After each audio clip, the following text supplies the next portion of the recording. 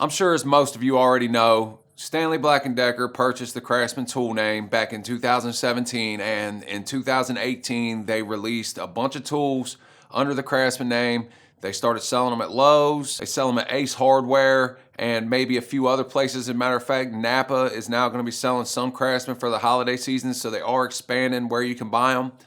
Now, as a lot of you know, also Sears owned Craftsman, and they sold it to Black & Decker, but they still get to produce Craftsman tools for 15 years royalty free. Now, they could obviously still be able to sell it, but they would have to pay Stanley Black & Decker from that point. But if you follow me for a while, I've been kind of critical about Stanley Black & Decker and the whole Craftsman thing, because I kind of felt like with them already owning Mac tools and then purchasing Craftsman, that they could have started producing some good, high quality Craftsman tools again to start selling them as Mac tools second down or on the tool truck, or even just some made in the USA high quality Craftsman tools. Because if you're older like I'm older, then Craftsman meant something years ago. It was a name that a lot of people use. You know, it's Bob Vila, everybody. It was a great name. I loved it. I loved buying Craftsman tools. I like going to Sears.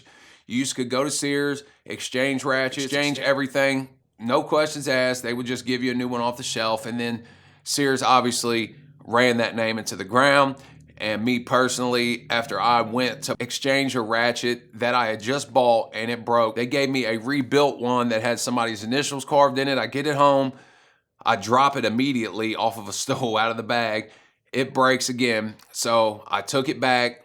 They didn't have one rebuilt that they could get to. So they told me that I would have had to come back after so many hours when the guy was there that was in the tool cage.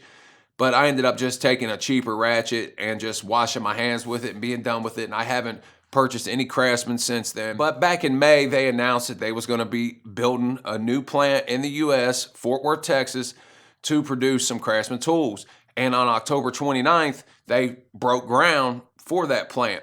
Now, that plant is supposed to be done late 2020. There is no definite date. As I'm sure a lot of people know, they're not going to give you a definite date. They just give you an estimated date. There could be a lot of things that go wrong. But that plant is supposed to be 425,000 square feet. It's supposed to employ around 500 full-time employees. And they're actually supposed to start making some sockets, ratchets, wrenches, some mechanic sets in that plant. So I, for one, am happy to hear that they're going to be producing some USA made hand tools once again. So hopefully they're of high quality. Now, Stanley Black & Decker, it seems to me like they're about to clean up with this Craftsman. They're predicting that they're going to make $1 billion in revenue in 2021.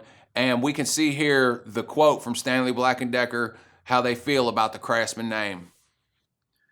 The CEO, Jim Lorry, says, "When we purchased Craftsman in 2017, we were determined to revitalize this iconic U.S. brand and bring back its American manufacturing heritage. From the launch of Craftsman's refreshed brand identity last year to our announcement of the first new manufacturing facility in many years, we're demonstrating our continued commitment to grow the brand and bring more production of these great products back to the United States." And they're also saying that they've released something like 1,200 new products in 2018 when they started this brand. But the reason I was so critical about the Craftsman thing was because Stanley Black & Decker already operates like 60 plants in the US. They employ something like 18,000 US workers. So they do have a lot of people that they employ in the US, and they have a lot of tools that they make in the US. So I felt like they could just make the tools in the same spot as they make Mac tools, Proto tools, etc., etc. But they actually have a plant already in Fort Mill, South Carolina, where they make some of the V20 tools that I'm sure a lot of you have seen that look really similar to the DeWalt made in the USA with drills and drivers that they have. Now, they make quite a few other tools as well. For instance, in Cheraw, South Carolina, they also make some knives, some saws, like the reciprocating saw blades, hole saws, and they also make their VersaStack system, which is similar to the Milwaukee Packout system. And that's actually reasonably priced for something made in the USA. I was actually checking those out, like $80, $90 for a whole three-piece set, where the Milwaukee comes in at $199 when you catch it on sale. And when it's not on sale, it's quite a bit more. But also New Britain, Connecticut, they make some of their tape measures there. And in Sedalia, Missouri, they make some tool chests and they're rolling toolboxes as well. Now, I'm not sure where some of these other things are made, but there's also some other tools and lawnmowers, snow blowers, and other things that are made in the US,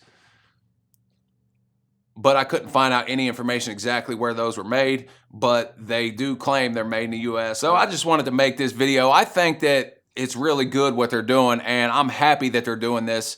And I wanted to put this out there and let you guys know in case you didn't know about this already. But let me know what you guys think about Stanley Black & Decker and how they're handling Craftsman name now, because as I said, I have been kind of critical of them, but I am happy about the way this is going right here. So let me know your thoughts down in the comments. And as always, if you haven't subscribed to my channel, go down and subscribe below, because I do tool reviews, projects, tips, tricks, and more. And I appreciate you watching. Till next time, stay real.